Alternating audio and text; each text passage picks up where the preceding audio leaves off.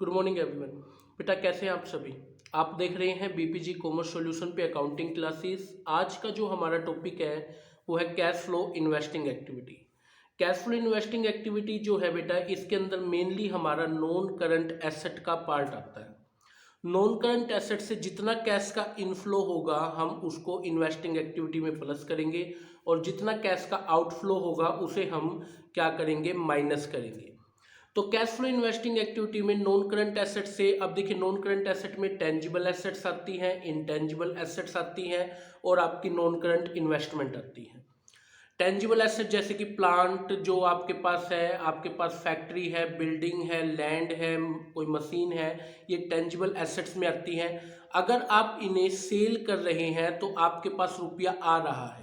जैसे कि पिछली बार प्लांट जो है वो 1 लाख का था, आज आपके पास जो प्लांट है वो 40,000 का है, और 60,000 का लिखा हुआ कि वो आपने सेल कर दिया, तो रुपया आया है, कैश का इनफ्लो हुआ है, तो आप इसे क्या करेंगे, प्लस करेंगे।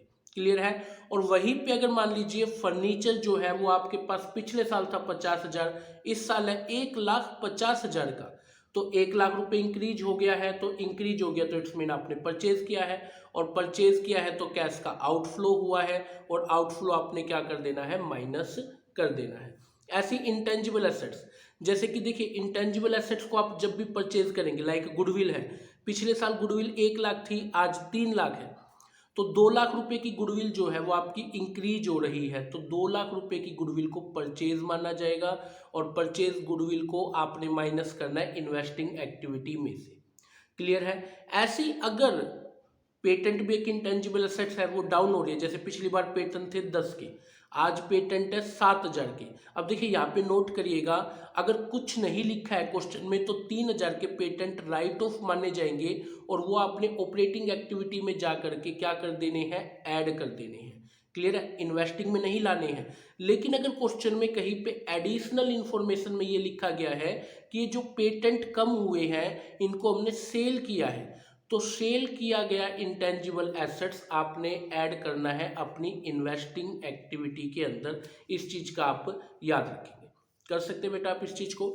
और नेक्स्ट वन आपकी नॉन करंट इन्वेस्टमेंट्स हैं। अगर नॉन करंट इन्वेस्टमेंट जो है आपकी इंक्रीज हुई है तो वो परचेज मानी जाएगी। लाइक इन्वेस्टमेंट जो है वो पिछले साल थी 50,000, आज है 70,000, तो 20,000 रुपये परचेज हुई है, तो वो कैश का आउटफ्लो है, वो आपने माइनस करना है। और पिछले साल इन्वेस्टमेंट थी आपके पास 3 लाख, आज है 2 लाख रुपए, 1 लाख घट गई है, तो वो सेल ऑफ इन्वेस्टमेंट मानी जाएगी। तो इन दैट केस वो इन्वेस्टमेंट से रुपया इनफ्लो हुआ है, वो आपने प्लस कर लेना है। क्लियर है, इस चीज का आप लोगों ने ध्यान रखना है। इसके अलावा इंटरेस्ट रिसीव किया हो, डिविडेंड रिसीव किया हो, और रेंट रिसीव किया हो, तो ये 3 चीज भी आप लोगों ने जो है इन्वेस्टिंग एक्टिविटी के अंदर ही प्लस करना है। इंटरेस्ट किस पर रिसीव करते हैं, जब हम किसी को लोन देते हैं, लोन देना एक इन्वेस्टमेंट है, तो इंटरेस्ट रिसीव करना भी इन्वेस्टिंग का पार्ट है, वहाँ ऐड होगा। डिविडेंड कब रिसीव करेंगे, जब आप किसी XYZ कंपनी या किसी भी कंपनी में शेयर्स वगैरह में इन्वेस्ट करेंगे, तो इन्वेस्ट करना एक इन्वेस्टिंग एक्टिविटी हो गया, तो इंटरेस्ट रिसीव करना भी इन्वेस्टिंग एक्टिविटी हो गया। ठीक है। और ऐसे ही रेंट कब रिसीव करेंगे, जब आप कोई प्रॉपर्टी वगैरह में इन्वेस्ट करेंगे, उसे फिर आप लेट आउट करेंगे, मतलब किराए पे देंगे, उससे रेंट रिसीव करेंगे, तो रेंट रिसीव करना भी एक इन्वेस्टिंग एक्टिविटी हो गया। क्लियर है बेटा। तो ये थी फॉर्मेटिंग की बात। अब हम आते हैं इनके प्रैक्टिकल क्वेश्चन की तरफ में कि कैसे इनके प्रैक्टिकल क्वेश्चन हमें करने होंगे। तो बेटा देखिए, जिस तरीके से आप एक पहले क्वेश्चन को जो है आप अपनी स्क्रीन पे देख पा रहे हैं, इस क्वेश्चन के अकॉर्डिंग हमें कैश फ्लो इन्वेस्टिंग एक्टिविटी जो है वो निकालना है ना।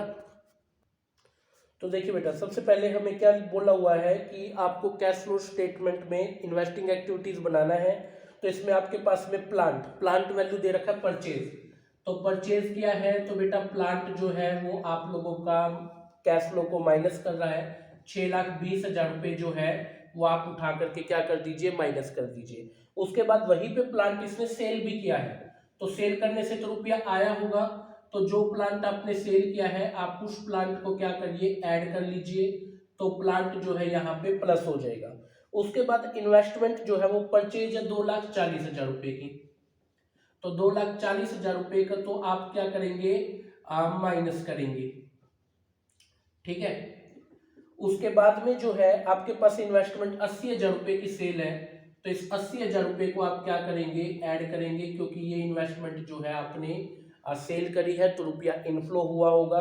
उसके बाद गुडविल 1 लाख रुपए की परचेज है, तो 1 लाख रुपए आपके पास से चले गए, तो गुडविल के जो 1 लाख रुपए है वो आप लोग क्या करें, माइनस करें। और वहीं पे आपको पेटेंट दिया हुआ है, तो पेटेंट आपने सेल किया है तो इससे आपके पास रुपया आया होगा, तो पेटेंट के जो रुपए हैं 1,50,000 रुपये, तो आप इन 1,50,000 रुपये को यहाँ पे क्या कर लीजिए, ऐड कर लीजिए।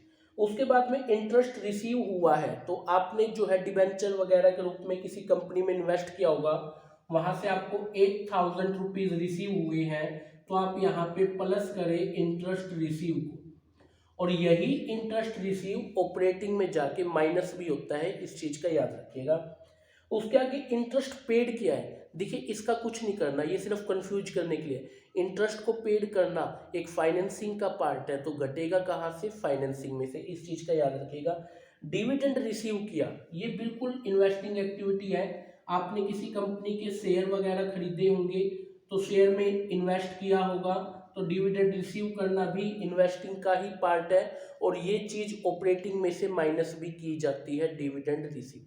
क्लियर है बेटा आप सभी को। आगे जो है आपने डिविडेंड को पेड किया है, देखिए डिविडेंड को पेड करना तो एक फाइनेंसिंग का पार्ट है, क्योंकि हम शेयर इशू करेंगे तो फाइनेंसिंग में आएगा, तो डिविडेंड पेड करना वहां से माइनस होना चाहिए, यहाँ पे नहीं होना चाहिए। क्लियर है। उसके बाद आपको जो है बोला गया है कि एक आपने कोई प्लांट वगैरह परचेज किया था और वो आपने रेंट पे दे दिया, और 30,000 का रेंट आप वहां से रिसीव कर रहे हैं, तो 30,000 रुपये यहाँ पे प्लस कर लीजिए। रेंट को रिसीव करना एक इन्वेस्टिंग का पार्ट है, और यही रेंट रिसीव ऑपरेटिंग में से माइनस भी किया जाता है, याद रखिएगा इस चीज का।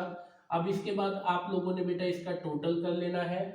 अब इसका हम जब टोटल करेंगे तो आप लोग पाएंगे कि ये 4,72,000 जो है वो माइनस में आया है, तो आप इसके सामने लिखेंगे cash used in investing activity, cash used in investing activity, ये चीज जो है आप लोग लिखेंगे, और इस तरीके से जो है क्वेश्चन को आप कंप्लीट करेंगे। क्लियर है। माइनस में आया था तो cash used in investing activity. Clear है बेटा आप सभी को।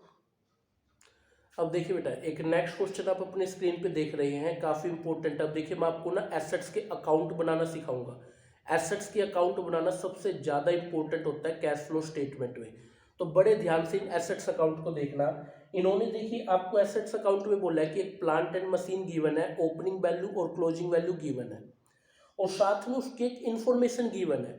देखिए जब भी अगर इंफॉर्मेशन गिवन हो ना, तो कभी भी आप डायरेक्टली सेल या परचेज नहीं निकाल सकते इन्वेस्टमेंट का या किसी भी एसेट्स का।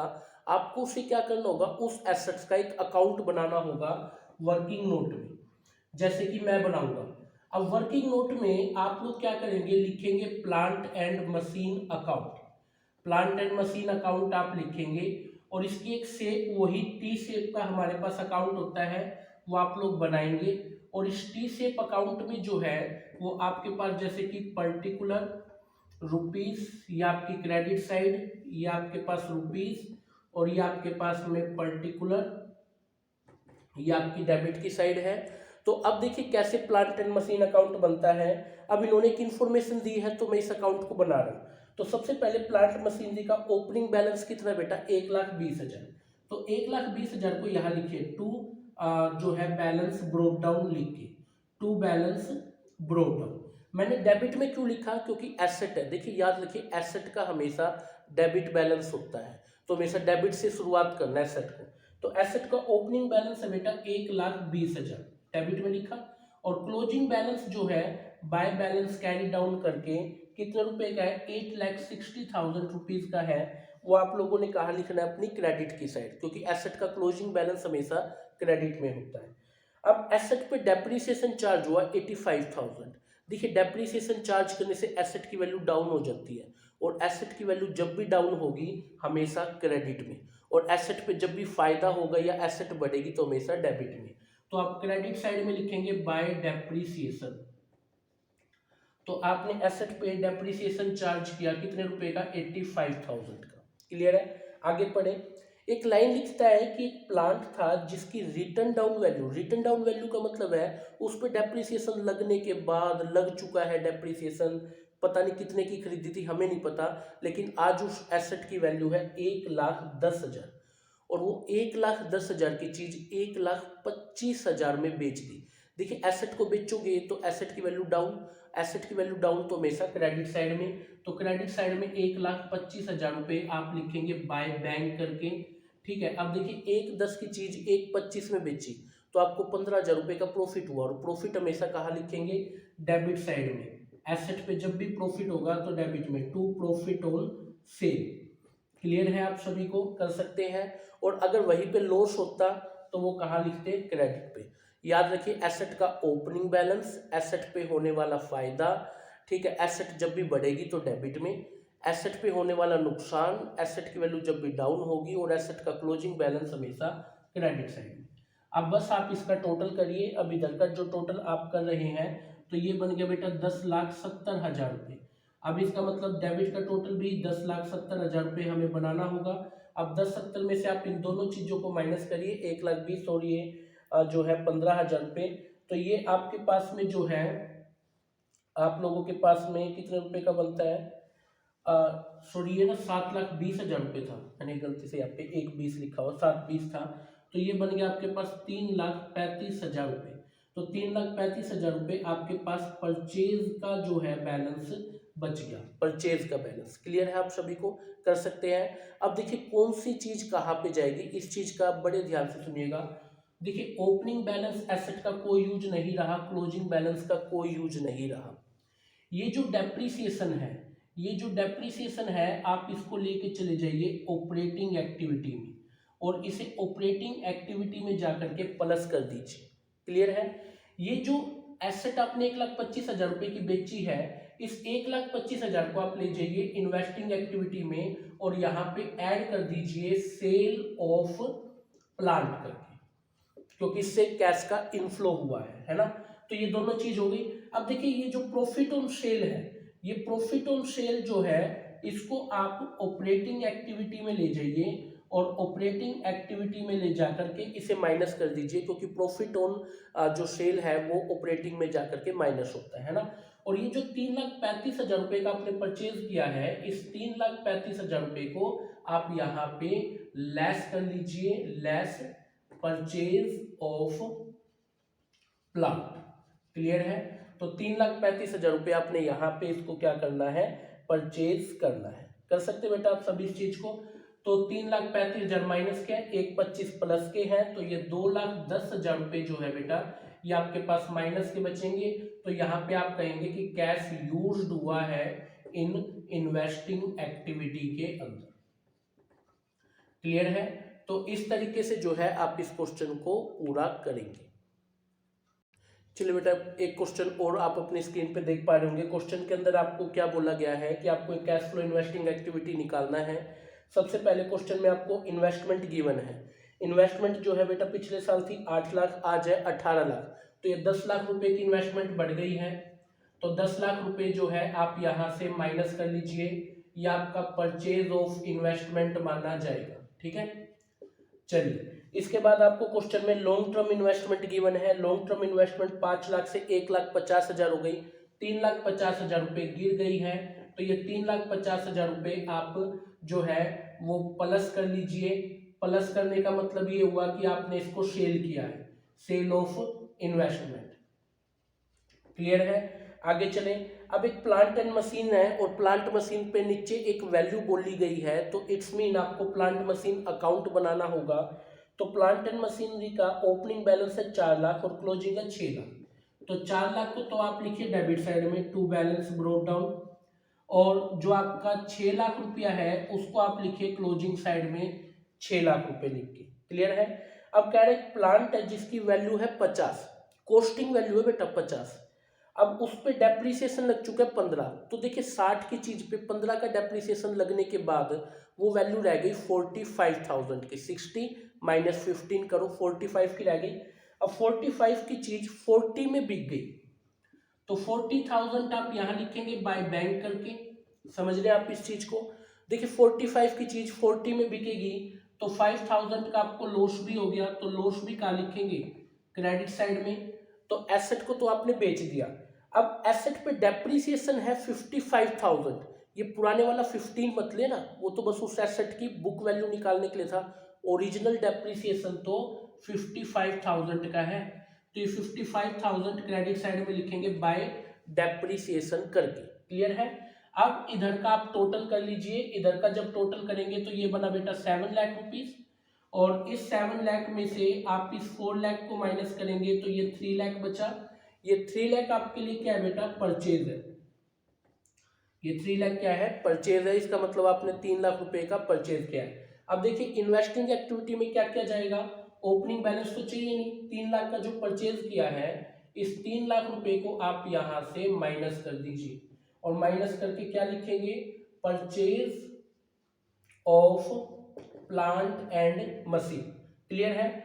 40,000 का बैंक के थ्रू बेचा है, तो इस 40,000 को ऐड कर लीजिए sale of plant and machine करके। क्लियर है। ये जो लॉस है 5,000 का, ये लॉस कहा जाएगा ऑपरेटिंग एक्टिविटी में प्लस होने के लिए, डेप्रिसिएशन भी 55,000 ऑपरेटिंग में जाएगा, और बाकी हमें कुछ नहीं करना है, छोड़ दीजिए। अब आइए क्वेश्चन में आगे पढ़ते हैं। गुडविल गिवन है, गुडविल जो है वो हो गई आपके पास 40,000 से 1,20,000 रुपए, तो गुडविल बेटा 80,000 रुपए बढ़ रही है, तो 80,000 रुपए आपने क्या करने हैं, माइनस करने हैं, वो माना जाएगा परचेज ऑफ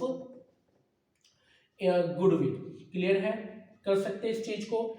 अब देखिए लॉन्ग टर्म इन्वेस्टमेंट पे एक 12% लिखा हुआ है, तो ये 12% जो है, इसका मतलब इस रेट से आप एक इंटरेस्ट रिसीव करेंगे इन्वेस्टमेंट पे, तो 5 लाख पे 12%, देखिए हमेशा प्रीवियस ईयर पे रिसीव करना है, ना कि करंट ईयर पे।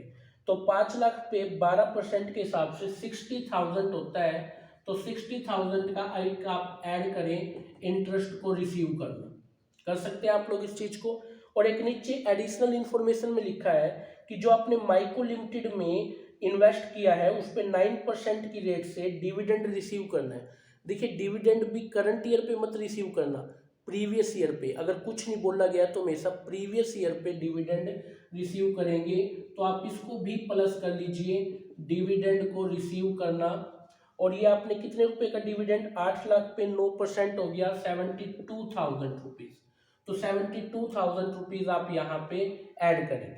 क्लियर है। अब इन सब चीज को एडलेस कर लीजिए, ये 8,48,000 रुपीज माइनस में आ रहा है, तो आप कहेंगे cash used in investing activity आपके पास में माइनस में चला गया 8,48,000 का। तो इस तरीके से जो है क्वेश्चन को पूरा करना।